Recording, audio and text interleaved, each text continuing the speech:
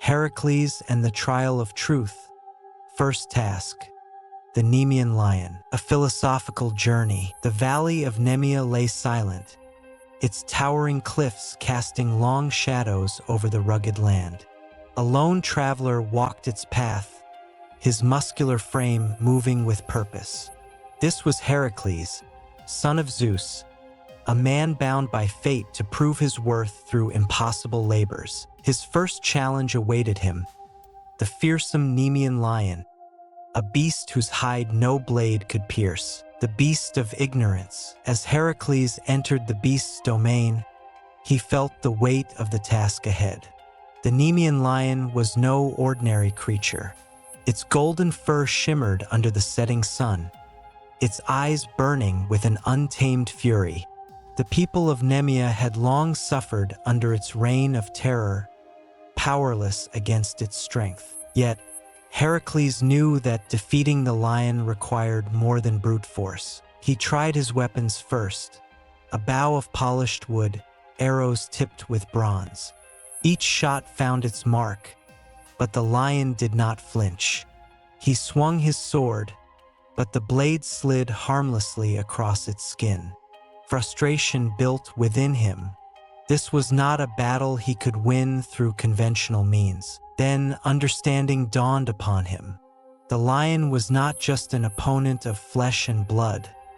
It was a symbol of something far greater. It represented the barriers to true understanding, the illusions and fears that clouded men's minds.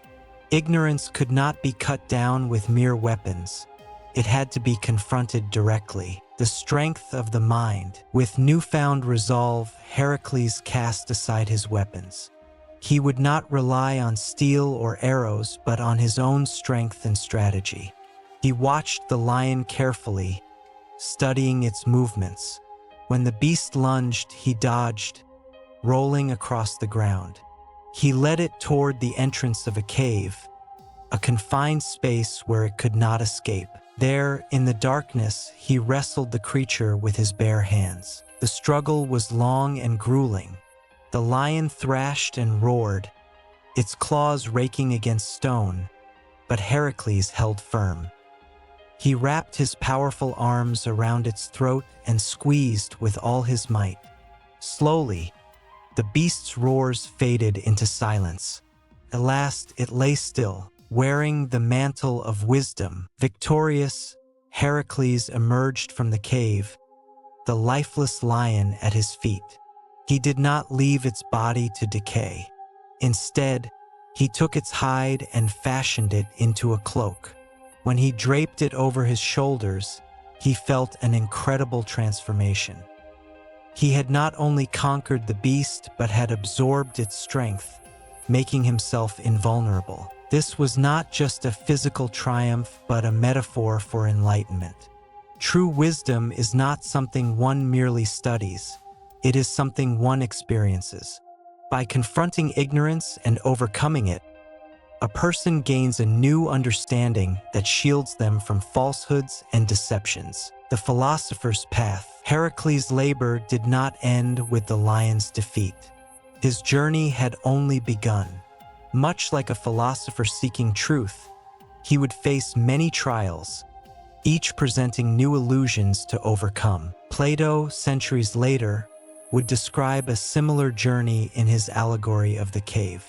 Just as the Nemean lion symbolized ignorance, Plato taught that the world perceived through the senses was an illusion, a mere shadow of a greater reality. The philosopher, like Heracles, must wrestle with these illusions, breaking free from the chains of false beliefs to find the light of true knowledge. Reporting to King Eurystheus. With the lion's pelt draped over his shoulders, Heracles made his way back to Mycenae, where King Eurystheus awaited him.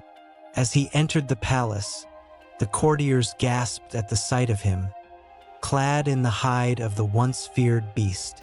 Eurystheus, who had assigned him these impossible labors in hopes of seeing him fail, recoiled in surprise. "You have returned," the king muttered, his voice laced with disbelief. And you wear the lion's skin? Heracles stood tall, his expression calm yet resolute. The beast has been defeated. I have faced ignorance, fought it with my own strength, and emerged victorious. Eurystheus, unsettled by Heracles' success, hesitated before speaking again. Then your next trial awaits you, he said hastily, waving a trembling hand. The Hydra of Lerna, a creature far more formidable than the lion. The next challenge, the Hydra of Falsehoods. As Heracles left the palace, he knew that his journey was far from over. The Lernaean Hydra awaited him, a beast whose many heads represented the endless nature of deception and falsehoods. Unlike the lion, which was a singular force, the Hydra's danger lay in its multiplicity. Each time one head was severed, two more would take its place. This was the nature of misconceptions. They were not static but evolved and multiplied. Would Heracles' newfound wisdom be enough to overcome this next challenge? The path of the philosopher was long and arduous, but Heracles was ready to walk it. His journey toward truth had only just begun.